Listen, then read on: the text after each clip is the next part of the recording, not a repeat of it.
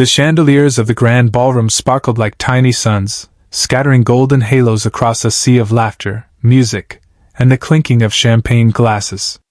Elegance filled the room in every detail.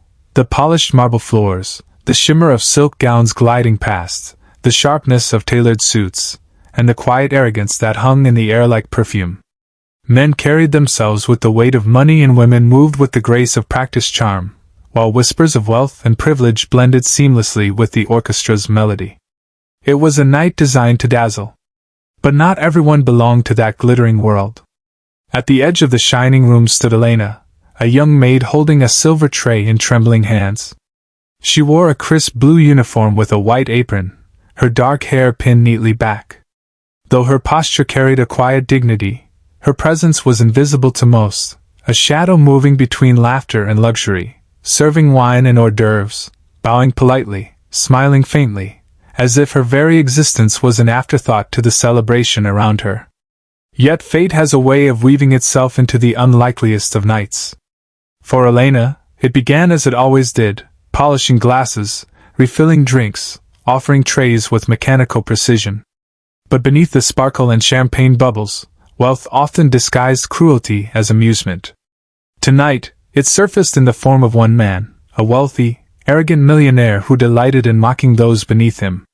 Surrounded by his laughing companions, he waved a folded note in his hand and, with a booming voice, silenced the music for a moment. His eyes locked on Elena, and he smirked with theatrical cruelty. "This maid," he announced, pointing at her as though she were some prop for his entertainment, "doesn't belong in this ballroom.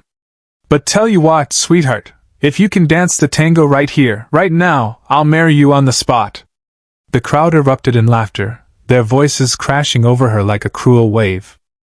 Elena's heart pounded, her cheeks burned with humiliation, and for a fleeting second she wished the ground beneath her would open and swallow her whole.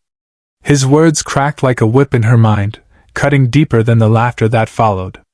What he didn't know, what none of them knew, was that Elena carried a secret hidden beneath her quiet exterior. Before tragedy had stripped her world bare, before her father's illness had left her family in ruin, before debt had crushed her youth and poverty had forced her into servitude, Elena had been someone else entirely. She was once known across small theaters as one of the most graceful tango dancers to ever command a stage. Her life had been applause, satin shoes, bright lights, and music that set her spirit free. But when her father grew ill, the curtain fell on her dreams, and Elena traded gowns for uniforms, passion for silence, and stage lights for servant quarters. That night, however, as the laughter of the wealthy rang in her ears, the cruel challenge stirred something deep within her. At first, her hands trembled and her knees weakened. Every instinct screamed at her to flee, to escape the humiliation. Yet, beneath the fear, another voice, quieter but stronger, rose within her. "You have nothing left to lose." The words pulsed through her veins, steadying her breath. Slowly, Elena set the tray down on the nearest table, her eyes lowering, not in shame, but in concentration. She searched within herself, reaching back into the forgotten rhythm of her old life, recalling every step, every turn, every heartbeat that once made her who she was. The ballroom seemed to shift, the air thick with anticipation, and for the first time, silence fell, not of mockery, but of suspense. The pianist, sensing the weight of the moment, laid his fingers gently on the keys. A haunting tango melody whispered into the silence, curling through the chandeliers and shadows, filling the grand hall with something that felt almost dangerous, almost scared. And in that instant, Elena stood not as a maid, not as a servant to be mocked, but as a woman on the edge of reclaiming everything she had lost. Gasps replaced the cruel laughter that had filled the room only moments before. The crowd had expected clumsy missteps, a pitiful attempt that would fuel their mockery. But when Elena stepped onto the polished floor, her shoulders drawn back and her eyes lifted with quiet defiance, something shifted in the air. She was no longer the invisible maid with a trembling tray, she was a figure of presence, a woman reclaiming a part of herself long buried. The first movements silenced every whisper. Her feet slid and tapped with a precision that seemed effortless, her spins cut through the air with grace, and her arms flowed with the fluidity of water. Her head turned sharply, yet with elegance, each motion etched with control. The arrogant millionaire, still gripping his glass, nearly dropped it as disbelief overtook his smirk. The laughter that had come so easily to him faltered, leaving him frozen, unable to reconcile the image before him with the woman he had chosen to humiliate. What unfolded was not mere dance, it was storytelling. Elena transformed the grand ballroom into her stage, commanding it as though it had been built for her alone. The audience that had mocked her now leaned forward, captivated, their cruel amusement dissolving into awe. Some whispered in shock, others sat utterly still, as though afraid to interrupt the spell she wove. Every twist of her body, every heartbeat of the tango carried weight. It was not rhythm alone that filled her steps, it was years of sacrifice, unspoken pain, and dreams deferred but never extinguished. Her movements spoke of wounds endured in silence, of a spirit tested yet unbroken. The passion burned through her dance, raw and undeniable, and as the music swelled, her eyes shimmered with unshed tears. They glistened like jewels, not of fragility, but of resilience.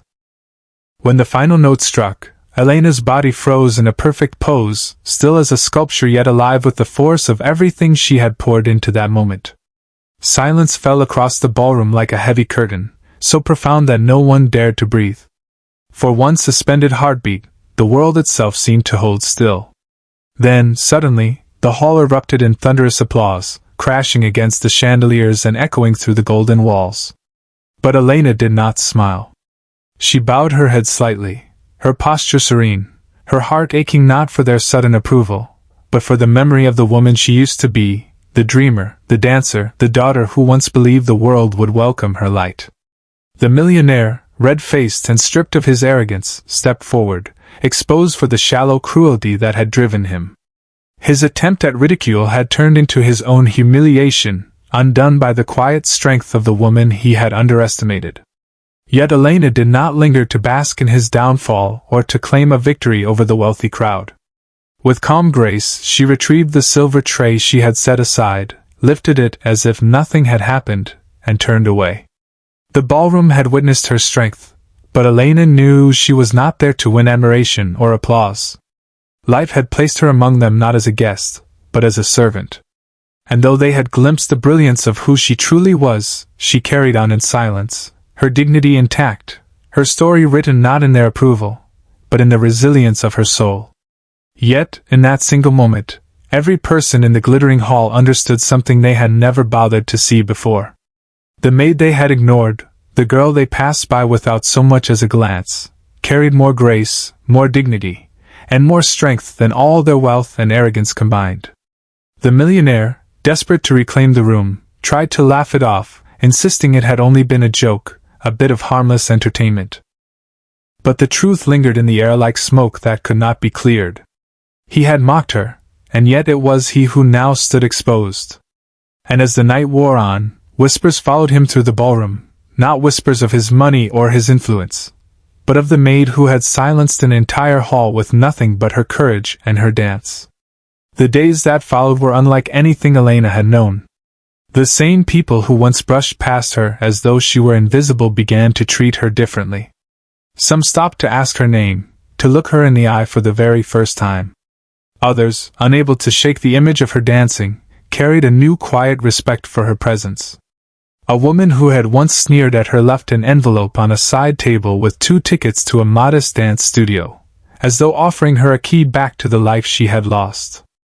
A man whispered that he knew someone searching for instructors, someone who could teach not just steps, but soul. These gestures did not bring her immediate wealth, nor did they erase the years of hardship. But for the first time in so long, Elena felt something stirring inside her again. Opportunity. Her life became a delicate balance. By day, she carried out her duties in the same crisp uniform, still serving, still bowing, still moving quietly through corridors of privilege.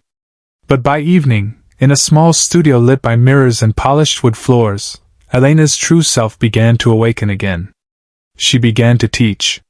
Children came to her with wide eyes and eager feet, mothers who longed to feel beautiful again moved under her guidance, and retired couples who had once forgotten joy found it again in the rhythm she gave them. She did not simply teach the tango, she taught them how to breathe life into movement, how to remember passion even in the face of struggle. What had once been her pain became her gift, her way of inspiring others. The millionaire who had mocked her tried once to approach. Perhaps it was guilt that drove him. Perhaps shame, or perhaps the hollow need to be forgiven by the woman who had revealed his emptiness before the world. But when he drew near, Elena only bowed her head politely and walked past. She owed him nothing, not her attention, not her time, not her forgiveness. For she had already learned the most important lesson of her life. Her worth had never been defined by those who mocked her, nor by those who applauded her. It was defined only by the fire she carried inside, the flame that hardship had tried but failed to extinguish. And so, the maid who had once been invisible became something more than a servant in the background of wealth. She became a symbol, a quiet legend in her city, a reminder whispered from mouth to mouth that no matter how the world tries to diminish you, no matter how cruelly life pushes you down, your light cannot remain hidden forever. Sometimes, it takes only one cruel challenge, one act of humiliation meant to break you, to awaken the greatness that has always lived within you. Elena had been mocked, but she had risen, and in her rise she taught others to see that same possibility within themselves.